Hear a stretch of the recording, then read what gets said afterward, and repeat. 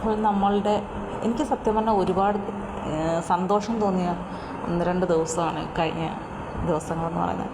കാരണം നമുക്ക് ഏറ്റവും വലിയൊരു വേദന തന്നത് കഴിഞ്ഞ ദിവസം ആ വെടിവയ്പ്പും മറ്റുമായിരുന്നു കാശ്മീരിൽ. അപ്പോൾ തിരിച്ച് ചെയ്യാൻ പറ്റുന്നതെല്ലാം ഇന്ത്യ ചെയ്യുന്നുണ്ട്. അതിൻ്റെ ഒപ്പം തന്നെ വലിയൊരു ശക്തിയായ നമ്മുടെ റഷ്യ, അപ്പം റഷ്യ നമുക്ക് പിന്തുണയുമായി വന്നിട്ടുണ്ട്.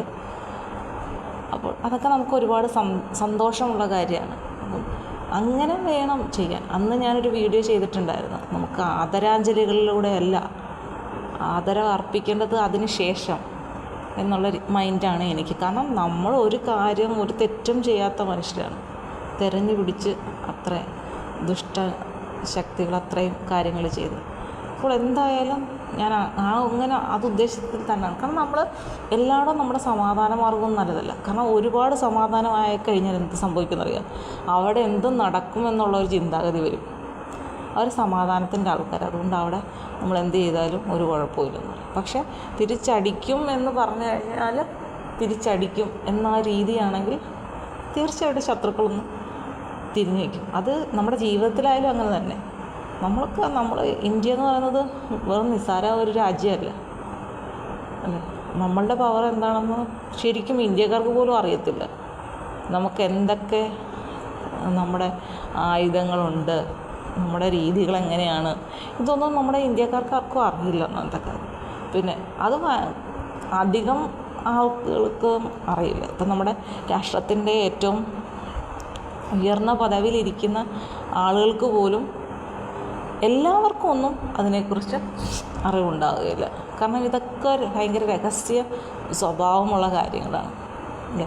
ഇപ്പം ഇടയ്ക്ക് റഫേൽ വാങ്ങിക്കുന്നുണ്ട് അല്ലേ. അപ്പം അതൊക്കെ കുറേ നമ്മൾ ഇതുപോലെ തന്നെ ഒരുപാട് ഇപ്പോൾ പിന്നെ നമ്മുടെ ഇറാഖ്, ഇറാൻ, ആ യുദ്ധം, പിന്നെ ഇതിൻ്റെ ഏറ്റവും വലിയ ശത്രുവായിട്ട് നിൽക്കുന്ന ഒരു ഇതെന്ന് പറയുന്നത് നമ്മുടെ ചൈനയാണ്. അവരാണ് ഈ പാകിസ്ഥാനുമായിട്ടൊക്കെ കുറച്ചുകൂടി ഇങ്ങനെ അടുത്ത് നിന്ന് കണ്ട്. കാരണം നമ്മുടെ അയൽ രാജ്യമാണല്ലോ ഇവരൊക്കെ. അപ്പോൾ നമുക്കെതിരെ എന്തെങ്കിലുമൊക്കെ ചെയ്യണമെന്നുണ്ടെങ്കിൽ ഇവർ തമ്മിലൊന്ന് ചേർന്ന് കഴിഞ്ഞാൽ അതിത്തിരി നമുക്കെതിരെ ഒരു വലിയൊരു ശക്തിയായിട്ട് മാറും. പാകിസ്ഥാൻ ഒറ്റയ്ക്ക് നിൽക്കുമ്പോൾ നമുക്ക് പാകിസ്ഥാൻ നമ്മളെ സംബന്ധിച്ച് വലിയ ശത്രുതയിലൊന്നും അല്ലെങ്കിൽ ശത്രുവായിട്ടൊന്നും കാണേണ്ട കാര്യമില്ല. പിന്നെ മറ്റ് ചില രാജ്യങ്ങളുണ്ട്, നമ്മളോർക്കും അവർ ചെറിയ രാജ്യമല്ല, പക്ഷെ അവരുടെ കയ്യിലും ഒരുപാട് ആയുധങ്ങളും അത്യാവശ്യം നമുക്ക് പേടിക്കേണ്ടതായിട്ടുള്ള ഒരുപാട് കാര്യങ്ങളൊക്കെ ഉണ്ട്. എന്തായാലും ആയിക്കോട്ടെ, ലോകരാഷ്ട്രങ്ങളാണ്, അവരെല്ലാവരും അവരുടേതായിട്ടുള്ള എല്ലാ രഹസ്യങ്ങളും അവരുടെ കൈകളിൽ ഭദ്രമാണ് അല്ലേ. ചില ചാരന്മാരെന്ന് പറയുന്നത് എല്ലാ രാജ്യത്തും നമ്മുടെ ഇതായിട്ടുള്ള കുറച്ച് ചാരന്മാരൊക്കെ ഉണ്ട്. നമ്മുടെ ചില കാര്യങ്ങളൊക്കെ അറിഞ്ഞിട്ടുണ്ടോയെന്നോ അവിടുത്തെ അറിയാനോ ഒക്കെ ശ്രമിക്കുന്നവരൊക്കെ ഉണ്ട് എല്ലാ നാട്ടിലും. ഇപ്പം നമ്മളിപ്പം പാകിസ്ഥാനിലുള്ള അവരുടെ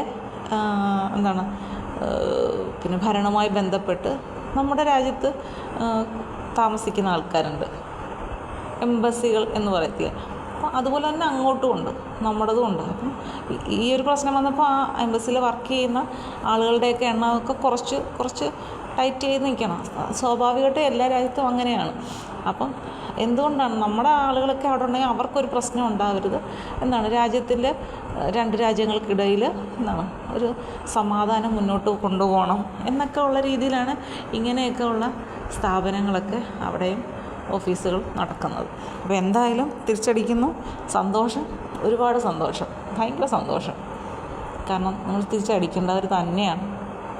അല്ലാതെ മരിച്ചു പോയവർക്ക് എന്നും പ്രണാമം അർപ്പിച്ച് കുറേ ദീപങ്ങളൊക്കെ പിടിച്ച് വഴിയിൽ നിന്ന് ഫോട്ടോ എടുത്ത് പത്രത്തിലിട്ട്, അപ്പോൾ ആ ഒരു ടൈമിൽ നിറയെ പത്രങ്ങളിലെല്ലാം ഈ ഫോട്ടോസാണ്. ഇന്നതിന് മരിച്ച ആളുകൾക്ക് ആദരം അർപ്പിച്ചുകൊണ്ട് വിളക്ക് കത്തിച്ച് വെച്ചിരിക്കുന്നു, മെഴുകുതിരി കത്തിച്ച് വെച്ചിരിക്കുന്നു, പന്തം കൊളുത്തി വെച്ചിരിക്കുന്നു. എനിക്കതൊക്കെ കണ്ടിട്ട് വെറും എന്തിനാണ് എന്ത് ഉദ്ദേശത്തിലാണ്? എന്നിട്ടിത് ഫോട്ടോ എടുത്ത് പത്രത്തിലും വെച്ചേക്കുന്നു. അപ്പോൾ അവരെന്താണ് ഉദ്ദേശിക്കുന്നത് യഥാർത്ഥത്തിൽ? ഇതൊന്നുമല്ല. നമ്മളെല്ലാവരും പിന്തുണ അറിയിച്ചുകൊണ്ട് പ്രധാനമന്ത്രിക്ക് അങ്ങോട്ട് കത്തയച്ച് ഇങ്ങനെയൊക്കെയാണ് ചിന്തിക്കുന്നത്. നിങ്ങൾ ധൈര്യമായിട്ട് മുന്നോട്ട് പോകും, ഇന്ത്യൻ ജനത മുഴുവൻ നിങ്ങൾക്കൊപ്പമുണ്ട്. നമ്മളാരും പറഞ്ഞില്ലല്ലോ, നമ്മുടെ പ്രധാനമന്ത്രി ആ ഒരു രീതിയിൽ കാര്യങ്ങൾ ചെയ്തിട്ടുണ്ട്. വളരെ സന്തോഷം.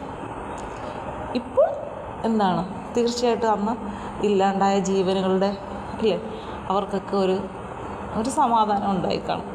ചെയ്തല്ലോ തിരിച്ച്. അവർക്കൊരിക്കലും നഷ്ടം തന്നെയാണല്ലോ, നമുക്കൊന്നും പറയാനില്ല. അതിൽ ഏറ്റവും വലിയ ഒന്നെന്ന് പറയുന്നത് വിവാഹം കഴിഞ്ഞ് കുറച്ച് ദിവസങ്ങൾ മാത്രമേ ആയിട്ടുള്ളൂ അവരുടെ ജീവിതം തുടങ്ങിയിട്ട്.